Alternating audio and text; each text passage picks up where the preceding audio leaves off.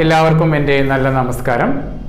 നമ്മൾ ഇന്ന് പുതിയ ഒരു കോഴ്സിൻ്റെ ഇൻട്രൊഡക്ഷനുമായിട്ടാണ് ഞാൻ നിങ്ങളുടെ മുന്നിൽ വന്നിട്ടുള്ളത്. നമുക്കറിയാം ടീച്ചിങ്, നിങ്ങളെല്ലാവരും ടീച്ചിങ് ഇഷ്ടപ്പെടുന്നവരാണല്ലേ. അപ്പോൾ നിങ്ങൾക്ക് ടീച്ചിങ്ങിലേക്ക് എത്താനുള്ള ഒരു വലിയ സുവർണ അവസരവുമായി ബന്ധപ്പെട്ടുള്ള ഒരു കോഴ്സിനെ കുറിച്ചാണ് ഇന്ന് ഞാൻ നിങ്ങളോട് ഡിസ്കസ് ചെയ്യുന്നത് അല്ലേ. നമ്മൾ പല കാരണങ്ങളെ കൊണ്ട് പഠനം പാതി വഴിയിലൊക്കെ ഉപേക്ഷിച്ചിട്ടുള്ള ഒരുപാട് പേരുണ്ടാവും. അവർക്കൊക്കെ അവരുടെ ഉള്ളിലൊക്കെ എന്തുണ്ട്? ഒരു നല്ല ടീച്ചറുണ്ട് അല്ലേ. ആ ഒരു നല്ല ടീച്ചറെ വാർത്തെടുക്കാൻ പറ്റിയ ഏറ്റവും അനുയോജ്യമായിട്ടുള്ള ഒരു കോഴ്സുമായിട്ടുമാണ് ഇന്ന് ഞാൻ നിങ്ങളുടെ മുന്നിൽ വന്നിട്ടുള്ളത്. പ്രീ പ്രൈമറി ട്രെയിനിങ് ടീച്ചർ കോഴ്സിനെ കുറിച്ചാണ് നമ്മൾ ഇന്ന് ഡിസ്കസ് ചെയ്യുന്നത്. നിങ്ങൾക്ക് എല്ലാവർക്കും ടീച്ചർ ആവാൻ താല്പര്യമുണ്ടെന്ന് എനിക്കറിയാം. അപ്പോൾ അതിനുള്ള വഴികൾ എന്തൊക്കെയാണ് എന്നുള്ളതിലെ സംശയത്തിന്റെ പുറത്താണ് ഇത്രയും കാലം നിങ്ങൾ ആ ഒരു പ്രൊഫഷനിലേക്ക് എത്താൻ ഒരു തടസ്സം ഉണ്ടായത്. പക്ഷെ ഇനി നിങ്ങൾ ഒരിക്കലും വിഷമിക്കേണ്ട കാര്യമില്ല. വളരെ ഈസി വേയിൽ വളരെ എളുപ്പത്തിൽ തന്നെ ഒരു മികച്ച അധ്യാപികയായി മാറാനുള്ള എല്ലാ തരത്തിലുള്ള ട്രെയിനിങ്ങുകളും അതിൻ്റെ കണ്ടന്റുകളും വളരെ സിസ്റ്റമാറ്റിക് ആയിട്ട് കൊണ്ടുപോയി ഒരു നല്ല അധ്യാപികയായി സമൂഹത്തിൻ്റെ ഒരു നല്ല ഭാഗമായി മാറാൻ നിങ്ങൾക്ക് എല്ലാവർക്കും സാധിക്കുന്ന തരത്തിലുള്ള ഒരു കോഴ്സാണ് ഈ pre primary teacher training course. ഇതിനെ നമ്മൾ പല രീതിയിൽ വിളിക്കുന്നുണ്ട്. നഴ്സറി ടീച്ചർ ട്രെയിനിങ് എന്ന് വിളിക്കുന്നുണ്ട്, മോണ്ടിസോറി ടീച്ചർ ട്രെയിനിങ് എന്ന് വിളിക്കുന്നുണ്ട്, pre primary teacher training course എന്നുള്ള രീതിയിൽ വിളിക്കുന്നുണ്ട്. അപ്പോൾ പലതരത്തിലുള്ള കൗൺസിൽസ് ഈ എക്സാമിനേഷൻ നടത്തുന്നുണ്ട്. നമ്മൾ ഈ പറഞ്ഞ സീറ്റിൻ്റെ സിലബസ് അനുസരിച്ചിട്ടാണ് നമ്മൾ ഈ കോഴ്സ് സംഘടിപ്പിക്കുന്നത്. പ്രധാനമായിട്ടും ഈ ഒരു കോഴ്സിൽ നിങ്ങൾക്ക് പഠിക്കാനുള്ളത് മൊത്തം 1000 മാർക്കാണ് നിങ്ങൾക്ക് ഈ കോഴ്സിലുള്ളത്. അതിൽ 6 പേപ്പറും പിന്നെ കൂടാതെ 400 മാർക്കിൽ കുറച്ച് പ്രാക്ടിക്കൽ വർക്കുമാണ്. വളരെ സിമ്പിളായിട്ട് ഒരു ടെൻഷനും ഇല്ലാതെ ഈസി ആയിട്ട് മികച്ച അധ്യാപികമാരായിട്ട് മാറാൻ നിങ്ങൾക്ക് സാധിക്കും. അപ്പോൾ അതിന് പഠിക്കാനുള്ള പേപ്പറൊക്കെ നമുക്ക് ആദ്യം ഒന്ന് പരിചയപ്പെടാം. ഓക്കെ, അത് ആദ്യമായിട്ട് നിങ്ങൾ നിർബന്ധമായിട്ടും ആസ് എ ടീച്ചർ എന്നുള്ള നിലയിൽ നമ്മൾ നിർബന്ധമായിട്ടും പഠിക്കേണ്ട ഒരു സബ്ജക്റ്റ് ആണ് ഏത്? നിങ്ങൾക്ക് എല്ലാവർക്കും അറിയാതെ ഏതാണ്? മനഃശാസ്ത്രം. ആരുടെ മനഃശാസ്ത്രമാണ് നമ്മൾ പഠിക്കുക? കുഞ്ഞുങ്ങളുടെ മനഃശാസ്ത്രം അല്ലേ. നിങ്ങൾ കൈകാര്യം ചെയ്യുന്ന കുട്ടികളുടെ പ്രായം എത്രയാണ്? 3 to maximum 6 അല്ലേ. അപ്പോൾ 3, 4, 5 ചിലപ്പോൾ 6 ഇയേഴ്സിലുള്ള കുട്ടികൾ ഉണ്ടാവാം. അപ്പോൾ ഈ 3 to 6 കാറ്റഗറിയിൽ വരുന്ന കുട്ടികളാണ് ആര് ഹാൻഡിൽ ചെയ്യണത്? നിങ്ങൾ ഹാൻഡിൽ ചെയ്യണത്.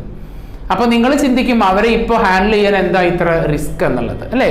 നിങ്ങൾ വീട്ടമ്മമാരായിരിക്കാം, അപ്രായത്തിലുള്ള കുട്ടികളെ ഹാൻഡിൽ ചെയ്ത് നല്ല എക്സ്പീരിയൻസ് ഉള്ള ആളുകളായിരിക്കും നിങ്ങൾ. പക്ഷേ ആ ഒരു എക്സ്പീരിയൻസ് മതിയോ നമുക്ക്? നിങ്ങളൊന്ന് ചിന്തിച്ചു നോക്കി, ആ ഒരു എക്സ്പീരിയൻസ് മതിയോ? പോരാ.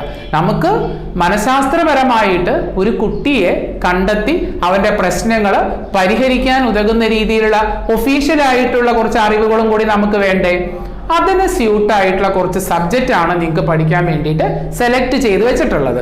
അതിൽ ഒന്നാമത്തെ സബ്ജക്റ്റ് മാഷു പറയാം. ഒന്നാമത്തെ സബ്ജക്റ്റ് എന്താണ്? Child psychology and development. ശിശു മനഃശാസ്ത്രവും അതിൻ്റെ വികസനവും അല്ലേ. അതായത് ഒരു കുഞ്ഞെന്ന് പറയുന്നത് ആ കുഞ്ഞിന് ഓരോ പ്രായത്തിലും ഫിസിക്കലി മെന്റലി അതായത് ശാരീരികമായിട്ടും അതുപോലെ തന്നെ മാനസികമായിട്ടും എന്ത് സംഭവിക്കാറുണ്ട്? വളർച്ച സംഭവിക്കാറുണ്ട്. അപ്പോൾ ഓരോ പ്രായത്തിലെത്തിയ കുട്ടികൾക്കും ഓരോ തരത്തിലുള്ള ശാരീരികവും മാനസികവുമായിട്ടുള്ള നീഡ്സ് ആയിരിക്കും ഉണ്ടാവുക. അപ്പൊ ആ നീഡ്സ്, ആ ആവശ്യങ്ങളെ സാറ്റിസ്ഫൈ ചെയ്ത് കൊടുക്കണമെങ്കിൽ നിങ്ങൾ വാട്ട് ഈസ് സൈക്കോളജി, എന്താണ് ശിശു മനഃശാസ്ത്രം, കുട്ടികൾ അനുഭവിക്കുന്ന പ്രധാനപ്പെട്ട പ്രശ്നങ്ങൾ എന്തൊക്കെയാണ്, അല്ലെങ്കിൽ ആ ഒരു പ്രായത്തിലുള്ള കുട്ടികളെ എങ്ങനെയാണ് കൈകാര്യം ചെയ്യാൻ പറ്റുക, എങ്ങനെയാണ് അവരെ പഠിപ്പിക്കാൻ പറ്റുക, അവരുടെ പ്രധാനപ്പെട്ട പ്രശ്നങ്ങൾ എന്തൊക്കെയാണ് എന്നുള്ളതിനെ കുറിച്ച് ഡീറ്റെയിൽ ആയിട്ട് ആരറിഞ്ഞിരിക്കണം? ഒരു ടീച്ചർ അറിഞ്ഞിരിക്കണം. നിങ്ങൾ സ്കൂളിൽ ആക്ടഡ് ആസ് എ മദർ, ഒരു അമ്മയുടെ റോളും കൂടി നിങ്ങൾ കൈകാര്യം ചെയ്യേണ്ടതായിട്ട് വരും. ഓക്കെ, അത് നിങ്ങൾക്ക് ഈസി ആയിട്ട് ചെയ്യാൻ പറ്റും ഈ ഒരു സബ്ജക്റ്റ്. അതിനെക്കുറിച്ച് സിസ്റ്റമാറ്റിക് ആയിട്ട് ഒഫീഷ്യലായിട്ട് ഓരോ കാര്യങ്ങൾ നമ്മൾ പഠിക്കുന്നു എന്ന് മാത്രം. തികച്ചും മലയാളത്തിൽ നിങ്ങൾക്ക് എക്സാമിനേഷൻ അറ്റൻഡ് ചെയ്യാം. നിങ്ങൾക്ക് അറിയാവുന്ന കാര്യങ്ങളൊക്കെ തന്നെ ഒന്നും കൂടെ പൊടി തട്ടി എടുക്കുന്നു എന്ന് മാത്രമേ ഉള്ളൂ. ഇതെല്ലാം കൂടെ കേട്ട് നിങ്ങൾ പേടിക്കേണ്ട കാര്യമില്ല. നിങ്ങൾക്ക് അറിയാവുന്ന കാര്യങ്ങൾ തന്നെ കുറച്ചും കൂടി ഒന്ന് സിസ്റ്റമാറ്റിക് ആയിട്ട് ഒരു ഡയറക്ഷനിലൂടെ നമ്മൾ പോകുന്നു എന്ന് മാത്രം. ഓക്കെ, അപ്പോൾ നിങ്ങൾക്ക് പഠിക്കാനുള്ള ഫസ്റ്റ് പേപ്പർ ഏതായിരുന്നു? Child psychology and development. അത് 100 മാർക്കിനാണ് കേട്ടോ. 100 മാർക്കിനാണ് അത് പഠിക്കേണ്ടത്. ഒരു ബുദ്ധിമുട്ടും ഇല്ലാതെ വളരെ ഈസി ആയിട്ട് എൻജോയ് ചെയ്ത് നിങ്ങൾക്ക് പഠിക്കാൻ പറ്റുന്ന ഒരു പേപ്പറാണ് ഇത് ചൈൽഡ് സൈക്കോളജി ആൻഡ് ഡെവലപ്മെന്റ് എന്ന് പറഞ്ഞിട്ടുള്ളത്. മനസ്സിലാവുന്നുണ്ടോ? കാരണം നിങ്ങൾ മിക്ക ആളുകളും അമ്മമാരായിരിക്കും. അപ്പൊ അതുകൊണ്ട് തന്നെ കുട്ടികളുമായിട്ട് നല്ല ഒരു ഇന്ററാക്ഷൻ ഉള്ള ആളുകളായിരിക്കും നിങ്ങൾ. നഴ്സറി ട്രെയിനിങ്ങിന് സ്ത്രീകൾക്ക് മാത്രമേ അഡ്മിഷൻ ഉള്ളൂ എന്നുള്ളത് നിങ്ങൾ ശ്രദ്ധിക്കുക. പുരുഷന്മാർക്ക് ആ ഒരു ഏരിയയിലേക്ക് എടുക്കാൻ പറ്റത്തില്ല. ഓക്കെ, അപ്പോൾ അത് നിങ്ങൾക്ക് ഈസി ആയിട്ട് ഹാൻഡിൽ ചെയ്യാം. രണ്ടാമത് പഠിക്കേണ്ട പേപ്പർ സ്കൂൾ മാനേജ്മെന്റ് എന്ന് പറഞ്ഞിട്ടുള്ള പേപ്പറാണ്. എന്താണ് സ്കൂൾ മാനേജ്മെന്റ്? ഒരു സ്കൂളിൽ നമ്മളൊരു ടീച്ചറായിട്ട് വർക്ക് ചെയ്യുമ്പോൾ നമ്മൾ പഠനകാര്യങ്ങൾ മാത്രം നോക്കിയാൽ മതിയോ? നിങ്ങൾ അഭിപ്രായം പറയൂ. പഠനകാര്യങ്ങൾ മാത്രം നോക്കിയാൽ മതിയോ? ഞാൻ ക്ലാസ് റൂമിൽ കുട്ടികളെ പഠിപ്പിക്കത്തുള്ളൂ, വേറെ ഒന്നും ചെയ്യത്തില്ല എന്ന് പറഞ്ഞൊരു കൺസെപ്റ്റ് ഒരു ടീച്ചർക്ക് നല്ലതാണോ? അല്ല. സ്കൂൾ മാനേജ്മെന്റ്, അതായത് school how to manage systematically in our school. നമ്മുടെ സ്കൂളിനെ സിസ്റ്റമാറ്റിക് ആയിട്ട് എങ്ങനെ മാനേജ് ചെയ്യാം. അപ്പോൾ അവിടെ പാരന്റ്സ് മീറ്റിംഗ് സംഘടിപ്പിക്കേണ്ടി വരും, കുട്ടികളുടെ എക്സ്ട്രാ കരിക്കുലർ ആയിട്ടുള്ള ആക്ടിവിറ്റീസിലുള്ള പ്രോഗ്രാംസ് സംഘടിപ്പിക്കേണ്ടി വരും, അതിന്റെ കൂടെ പഠിപ്പിക്കേണ്ടി വരും അല്ലേ. അതുപോലെ തന്നെ സ്കൂളിൽ ഉണ്ടാക്കുന്ന മറ്റെല്ലാ ഇഷ്യൂസിലും നമ്മൾ എന്താവേണ്ടി വരും? പങ്കാളിയാവേണ്ടി വരും. ഞാനൊരു ടീച്ചറാണ്, ഞാൻ ഇത് മാത്രമേ ചെയ്യത്തുള്ളൂ എന്ന രീതിയിൽ ചിന്തിക്കാൻ ഒരിക്കലും പാടില്ല. അപ്പോൾ നമുക്കൊരു പോസിറ്റീവ് തിങ്കിങ്, അതായത് ഒരു പോസിറ്റീവ് ആയിട്ട് നമ്മൾ സ്കൂളിനെ ടോട്ടലി നമ്മൾ എങ്ങനെ സ്കൂളിനെ മാനേജ് ചെയ്യുന്നു, അല്ലെങ്കിൽ എങ്ങനെ സ്കൂളിനെ നല്ല വഴിയിലൂടെ മാനേജ് ചെയ്ത് ഒരു നല്ല ടീച്ചറായിട്ട് എങ്ങനെ മാറാം, എല്ലാവരും അക്സെപ്റ്റബിൾ ആയിട്ടുള്ള സ്വീകാര്യതയുള്ള ഒരു ടീച്ചർ എങ്ങനെയായിട്ട് മാറാം എന്നുള്ളതൊക്കെയാണ് സ്കൂൾ മാനേജ്മെന്റ് എന്ന് പറഞ്ഞ പേപ്പറിൽ നിങ്ങൾക്ക് പഠിക്കാനുള്ളത്. എങ്ങനെ സ്കൂളിനെ മാനേജ് ചെയ്യാം. നിങ്ങളൊക്കെ ഇപ്പോൾ ഒരു ഫാമിലിനെ നന്നായിട്ട് മാനേജ് ചെയ്യുന്ന ആളുകളായിരിക്കും, ഞാൻ പറഞ്ഞു തരേണ്ട കാര്യമില്ല. അതുപോലെ തന്നെ നമ്മൾ സ്കൂളിനെ എങ്ങനെ മാനേജ് ചെയ്യാം എന്നുള്ളത്, അതും സിസ്റ്റമാറ്റിക് ആയിട്ട്. ഇതൊക്കെ നിങ്ങൾക്ക് അറിയാവുന്ന കാര്യം തന്നെയാണ്. നിങ്ങൾക്ക് അറിയാവുന്ന കാര്യത്തിന് ഒന്നും കൂടി ഒഫീഷ്യലായിട്ട് നമ്മൾ പഠിക്കണമെന്ന് മാത്രം. സ്കൂൾ മാനേജ്മെന്റ് എന്ന് പറഞ്ഞ പേപ്പർ 100 മാർക്കിനാണ്. അപ്പൊ 2 പേപ്പറായി. ഒന്നാമത്തെ paper child psychology and development, second paper ഏതായിരുന്നു? School management. അപ്പൊ 200 മാർക്കിനായി നമുക്ക് 2 സബ്ജക്ട്. ക്ലിയർ? ഇനി നമുക്ക് പഠിക്കാനുള്ള മൂന്നാമത്തെ സബ്ജക്ട് നമുക്കൊന്ന് പരിചയപ്പെടാം. മൂന്നാമത്തെ സബ്ജക്റ്റ് ആണ് ഹെൽത്ത് ആൻഡ് ന്യൂട്രീഷൻസ്. നമുക്കറിയാം നമ്മുടെ മുന്നിൽ വരുന്ന കുട്ടികൾ, ഞാൻ പറഞ്ഞു 3 to 6 കാറ്റഗറിയാണ്. അവരുടെ ആരോഗ്യം കൂടി നമ്മൾ നോക്കണം അല്ലെ. ലേണിംഗ് നന്നായിട്ട് നടക്കണമെങ്കിൽ, പഠനം നന്നായിട്ട് നടക്കണമെങ്കിൽ കുട്ടിക്ക് മാനസികാരോഗ്യവും വേണം, ശാരീരിക ആരോഗ്യവും വേണം. അപ്പൊ അതിന് നല്ല പോഷകാഹാരങ്ങൾ കൊടുക്കേണ്ടതിന്റെ പ്രാധാന്യമുണ്ട്. അപ്പൊ അത് വീട്ടുകാർ ശ്രദ്ധിക്കും. നിങ്ങൾ ഇതൊക്കെ ഞങ്ങൾ പറഞ്ഞു കൊടുക്കണം എന്തിനാ, അതൊക്കെ വീട്ടുകാർ ശ്രദ്ധിക്കത്തില്ല എന്ന് തോന്നും. പക്ഷെ അതല്ല, നമ്മൾ എന്താണ്, നമ്മുടെ മുന്നിൽ വരുന്ന കുട്ടികളെ വളരെ ഹെൽത്തി ആയിട്ട് അവർ നമ്മുടെ മുന്നിൽ വന്നാൽ മാത്രമേ നമുക്ക് ഉദ്ദേശിച്ച കാര്യങ്ങൾ അവർക്ക് കൊടുക്കാൻ പറ്റത്തുള്ളൂ പഠനമായിട്ട്. അപ്പോൾ അത്തരത്തിൽ അവർ നല്ല ആരോഗ്യശീലങ്ങൾ ഉണ്ടാക്കിയെടുക്കുക. അതുപോലെ തന്നെ ഏതൊക്കെ രോഗങ്ങളാണ് വരുന്നത്, ആ രോഗം ക്യൂർ ചെയ്യാൻ എന്തൊക്കെ കാര്യങ്ങൾ ചെയ്യാം എന്നുള്ളതിനെ കുറിച്ച് കുട്ടികൾക്ക് ബോധവൽക്കരണം കൊടുക്കണം എന്ന് മാത്രമല്ല ഞാൻ പറയുന്നത്. നമ്മൾ എപ്പോഴും ചെറിയ കുട്ടികളെ പഠിപ്പിക്കുന്ന അധ്യാപികമാരായതുകൊണ്ട് തന്നെ എപ്പോഴും നമുക്കൊരു MTA മീറ്റിംഗ്, എന്താ MTA മീറ്റിംഗ് എന്ന് പറഞ്ഞാൽ മദർ ടീച്ചർ അസോസിയേഷൻ അല്ലെ, അമ്മമാരും ടീച്ചർമാരും കൂടിയിട്ടുള്ള ഒരു മീറ്റിംഗ് നമ്മൾ സംഘടിപ്പിക്കും. അപ്പൊ അത്തരത്തില് മീറ്റിംഗ് ഒക്കെ സംഘടിപ്പിക്കുമ്പോൾ എന്തെങ്കിലും പോഷകാഹാര കുറവുള്ള കുട്ടികളുണ്ടെങ്കിൽ അവരുടെ പാരന്റ്സിനെ, എക്സ്പെഷ്യലി മദേഴ്സിനെ നമുക്ക് എന്ത് ചെയ്യാം, അമ്മമാരുടെ വിവരം പറയാം. അപ്പൊ അതിനെക്കുറിച്ച് കൂടുതൽ അറിവില്ലാത്ത അമ്മമാരാണെങ്കിൽ ആസ് എ ടീച്ചർ എന്നുള്ള നിലയിൽ നമുക്ക് ഒത്തിരി കാര്യങ്ങൾ അവർക്ക് പറഞ്ഞു കൊടുക്കാൻ പറ്റണം. അപ്പോൾ ഇന്ന രോഗങ്ങൾ ഈ ഒരു പ്രായത്തിലുള്ള കുട്ടികൾക്ക് ഉണ്ടാവാൻ സാധ്യതയുണ്ട്. അപ്പൊ അത്തരത്തിലുള്ള ഹെൽത്ത് ആയിട്ടുള്ള ചില കാര്യങ്ങൾ, ആരോഗ്യപരമായിട്ടുള്ള ചില കാര്യങ്ങൾ നിങ്ങൾ നല്ലോണം ശ്രദ്ധിക്കണം എന്നുള്ളതൊക്കെ അമ്മമാരെ നമ്മൾ ബോധ്യപ്പെടുത്തി കൊടുക്കണം. അങ്ങനെ ബോധ്യപ്പെടുത്തി കൊടുക്കുമ്പോഴാണ് നല്ല മിടുക്കന്മാരായിട്ടുള്ള കുട്ടികളായിട്ട് നമ്മളെ മുന്നിൽ അവർ വന്നിരിക്കത്തുള്ളൂ. അങ്ങനെ ആകുമ്പോഴേ നമ്മൾ ഉദ്ദേശിച്ച രീതിയിലുള്ള പഠന കാര്യങ്ങൾ അവർക്ക് കൊടുക്കാനും പറ്റുള്ളൂ. അത്തരം കാര്യങ്ങൾ ഡിസ്കസ് ചെയ്യുന്ന പേപ്പറാണ് മൂന്നാമത്തെ പേപ്പറായിട്ടുള്ള ഹെൽത്ത് ആൻഡ് ന്യൂട്രീഷൻസ്. കുട്ടികൾക്ക് വേണ്ട പോഷകാഹാരത്തിന് എന്തെങ്കിലും കുറവുണ്ടോ, ആ കുറവുകൾ നികത്താൻ വേണ്ടി നമുക്ക് എന്തൊക്കെ കാര്യങ്ങൾ ചെയ്യാൻ പറ്റും, ഡെയിലി റൂട്ടീൻസിൽ നമുക്ക് എന്തൊക്കെ മെച്ചപ്പെടുത്താൻ പറ്റും, ഏതൊക്കെ രോഗങ്ങളാണ് കുട്ടികൾക്ക് സ്വതവേ ഉണ്ടാവാറുള്ളത്, അതിന്റെ പ്രിവെൻഷൻസ് എന്തൊക്കെയാണ്, അതിനെ തടഞ്ഞു നിർത്താൻ എന്തൊക്കെ നമുക്ക് ചെയ്യാൻ പറ്റും. അങ്ങനെ ഒത്തിരി കാര്യങ്ങൾ ഡിസ്കസ് ചെയ്യുന്ന ഒരു പേപ്പറാണ് ഇത് ഈ ഹെൽത്ത് ആൻഡ് ന്യൂട്രീഷൻ എന്ന് പറഞ്ഞത്. ആ പേപ്പറും എത്ര മാർക്കിനാണ്? 100 മാർക്കിനാണ്. അപ്പം 300 മാർക്കിന്റെ കാര്യമായി അല്ലേ. ഫസ്റ്റ് പേപ്പർ ഏതായിരുന്നു? Child psychology and development. പിന്നെ രണ്ടാമത്തെ പേപ്പറോ സ്കൂൾ മാനേജ്മെന്റ് എന്ന് പറഞ്ഞൊരു പേപ്പർ. മൂന്നാമത്തെ പേപ്പർ നമ്മൾ പരിചയപ്പെട്ടു, ഏതാണ്? ഹെൽത്ത് ആൻഡ് ന്യൂട്രീഷൻസ് എന്ന് പറഞ്ഞൊരു പേപ്പർ. ഇനി നാലാമത്തെ പേപ്പറാണ് നമ്മൾ പഠിക്കുന്നത് ടീച്ചിങ് മെത്തേഡ്സ് അല്ലെ. ഇതൊക്കെ ഉണ്ടെങ്കിലും നമുക്ക് ഒരു കുട്ടിയെ എങ്ങനെ പഠിപ്പിക്കുന്നുള്ള കുറെ തന്ത്രങ്ങളും കുറെ രീതികളും നമുക്ക് അറിയണ്ടേ. ഒരുപാട് മെത്തേഡ്സ്, ഒരുപാട് മാതൃകകളുണ്ട്. കുട്ടികൾക്ക് എപ്പോഴും പഠനം എന്താക്കണം, പഠനം എപ്പോഴും രസകരമാക്കി മാറ്റാനാണ് അധ്യാപികമാർ ശ്രമിക്കേണ്ടത് അല്ലേ.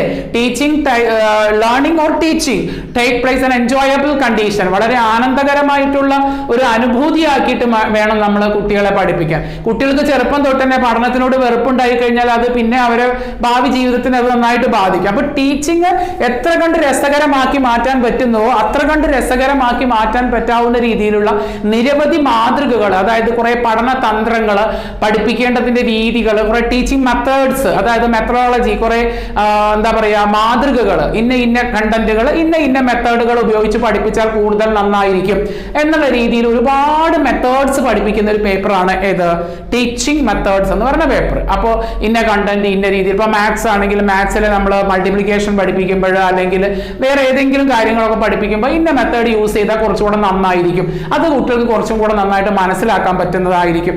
ആ രീതിയിൽ നമുക്ക് ഡിഫറെന്റ് ആയിട്ടുള്ള മെത്തേഡ്സ് നമ്മൾ പഠിച്ചു കഴിഞ്ഞാൽ നമുക്ക് യൂട്ടിലൈസ് ചെയ്യേണ്ട സാഹചര്യം വന്നു കഴിഞ്ഞാൽ അത് എടുത്ത് ഉപയോഗിക്കുന്നത് നന്നായിരിക്കും. അതാണ് 4ാമത്തെ പേപ്പർ, അതും 100 മാർക്കിനാണ്. പിന്നെ 5ാമത് നമ്മൾ പഠിക്കാൻ പോകുന്ന പേപ്പർ കമ്മ്യൂണിക്കേറ്റീവ് ഇംഗ്ലീഷ് ആണ്. കാരണം നമുക്ക് കമ്മ്യൂണിക്കേഷൻ, അതായത് ആശയവിനിമയം എന്ന് പറയുന്നത് വളരെ പ്രധാനപ്പെട്ടതാണ് അല്ലേ. അപ്പൊ കുട്ടികളെ സംബന്ധിച്ചിടത്തോളം ലാംഗ്വേജ് ഇപ്പൊ ഇംഗ്ലീഷ് ആയാലും മലയാളം ആയാലും കൃത്യമായിട്ട് അത് ആശയവിനിമയം നടക്കണം. അപ്പൊ ആശയവിനിമയം നടക്കണം എന്നുണ്ടെങ്കിൽ ടീച്ചേഴ്സിന് കമ്മ്യൂണിക്കേറ്റീവ് ആയിട്ടുള്ള കാര്യങ്ങൾ കുറച്ചുകൂടി ഐഡിയാസ് വേണം. അത് even in the case of English or Malayalam, അത് ഏത് ലാംഗ്വേജ് ആയാലും നല്ല രീതിയിൽ കമ്മ്യൂണിക്കേഷൻ നടക്കണം. അപ്പൊ നല്ല രീതിയിൽ കമ്മ്യൂണിക്കേഷൻ നടത്തുന്നതിന് എന്തൊക്കെ കാര്യങ്ങളാണ് വേണ്ടത് എന്നുള്ളതിനെ കുറിച്ച് ഡീറ്റെയിൽ ആയിട്ടുള്ള പഠനമാണ് ഏത് പേപ്പറിൽ നടക്കുന്നത്, കമ്മ്യൂണിക്കേറ്റീവ് ഇംഗ്ലീഷിൽ നടക്കുന്നത്. അതും 100 മാർക്കിന് തന്നെയാണ്. പിന്നെ 6ാമത്തെ പേപ്പർ എന്ന് പറയുന്നത് നമ്മുടെ മാതൃഭാഷയായിട്ടുള്ള മലയാളമാണ്. അപ്പൊ ശുദ്ധമായ രീതിയിൽ സംസാരിക്കാൻ, നമ്മൾ മാതൃഭാഷയ്ക്ക് വളരെയധികം പ്രാധാന്യം കൊടുത്തുകൊണ്ടിരിക്കുന്ന ഒരു കാലഘട്ടത്തിലാണ് ഇന്ന് ജീവിച്ചുകൊണ്ടിരിക്കുന്നത്. മറ്റുള്ള ഭാഷകൾ എത്ര തന്നെ പഠിച്ചാലും നമ്മുടെ ചിന്തകളും നമ്മുടെ വിചാരങ്ങളും വികാരങ്ങളും ഒക്കെ നമ്മുടെ മാതൃഭാഷയായിട്ട് ബന്ധപ്പെട്ടാണ് കിടക്കുന്നത് അല്ലെ. അപ്പൊ സ്വാഭാവികമായിട്ടും ശുദ്ധമായ രീതിയിൽ മാതൃഭാഷ, അത് വ്യാകരണപരമായിട്ടുള്ള തെറ്റൊന്നുമില്ലാതെ ശുദ്ധമായ രീതിയിൽ മാതൃഭാഷ സംസാരിക്കാനും എഴുതാനും അല്ലെ വായിക്കാനും ഒക്കെയുള്ള ഒരു ശേഷി കുട്ടിക്ക് എങ്ങനെയൊക്കെ ഉണ്ടാക്കി കൊടുക്കാം എന്നുള്ളതിനെ കുറിച്ചിട്ടുള്ള ഒഫീഷ്യൽ ആയിട്ടുള്ള പഠനമാണ് ഈ മലയാളം പേപ്പറിൽ നടത്തുന്നത്. ഇങ്ങനെ ടോട്ടലി നമ്മളിപ്പോ എത്ര പേപ്പർ ഡിസ്കസ് ചെയ്ത് കഴിഞ്ഞു? 6 പേപ്പർ. ഈ 6 പേപ്പർ 6 into 100 = 600. അപ്പൊ പേപ്പർ ഇനത്തിൽ നിങ്ങൾക്ക് 600 മാർക്കാണ് ഉള്ളത്. ക്ലിയർ ആയി കാണുമെന്ന് വിചാരിക്കുന്നു. 6 പേപ്പറാണ് പഠിക്കാനുള്ളത്. ഒന്ന് ചൈൽഡ് സൈക്കോളജി ആൻഡ് ഡെവലപ്മെന്റ്, 2ാമത്തത് സ്കൂൾ മാനേജ്മെന്റ്, 3ാമത്തത് ഹെൽത്ത് ആൻഡ് ന്യൂട്രീഷൻസ്, 4ാമത്തത് ടീച്ചിങ് മെത്തേഡ്സ്, 5 കമ്മ്യൂണിക്കേറ്റീവ് ഇംഗ്ലീഷ്, 6ാമത്തത് മലയാളം. ഇങ്ങനെ 6 പേപ്പറാണ് നമുക്ക് പഠിക്കാനുള്ളത്. ഈ ഒരു സിലബസിൽ 6 പേപ്പറാണ്. 6 പേപ്പറും 100 മാർക്ക് വെച്ച് 600 മാർക്കിലാണ് നിങ്ങൾക്ക് വരുന്നത്. പിന്നെ ഈ പേപ്പർ കൂടാതെ കുറച്ച് പ്രാക്ടിക്കൽ, ഒരു പ്രൊഫഷണൽ കോഴ്സ് ആണ്.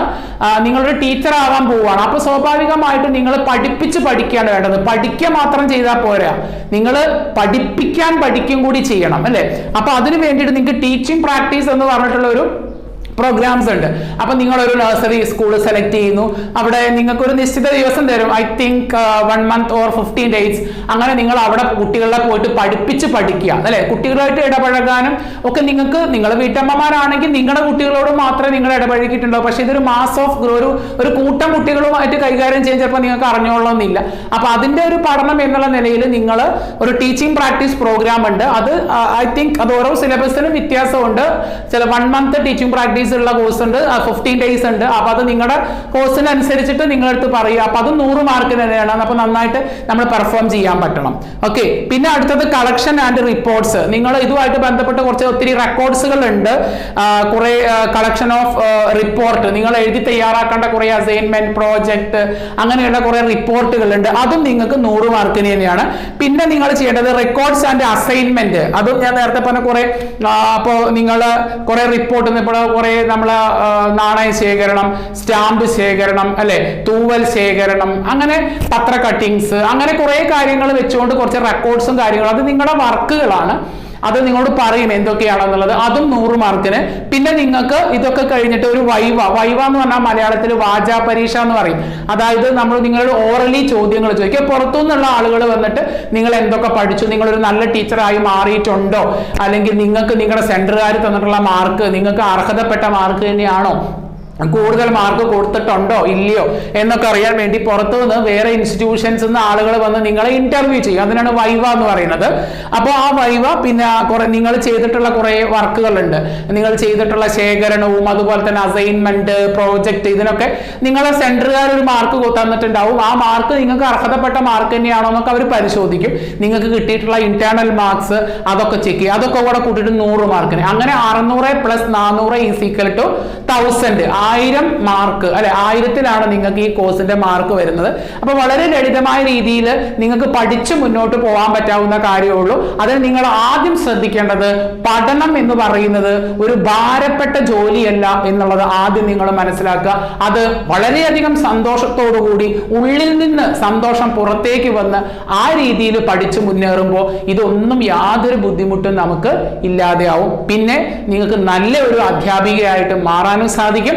സമൂഹത്തിൽ വേണ്ടുവോളം ബഹുമാനം നിങ്ങൾക്ക് തിരിച്ചു കിട്ടാനുമുള്ള ഒരു അവസരം കൂടിയാണ് ഈ ടീച്ചിങ് എന്ന് പറയുന്നത്. ഇത് മറ്റൊരു ജോലിക്കും കിട്ടാത്ത കാര്യമാണ്. അതുകൊണ്ടാണ് വീണ്ടും പറയുന്നത്. അപ്പൊ എല്ലാവർക്കും ഈ കോഴ്സിലേക്ക് വളരെ ഹാർദമായിട്ടുള്ള ഒരു സ്വാഗതം നേർന്നുകൊണ്ട് നിർത്തുന്നു. Okay, thank you.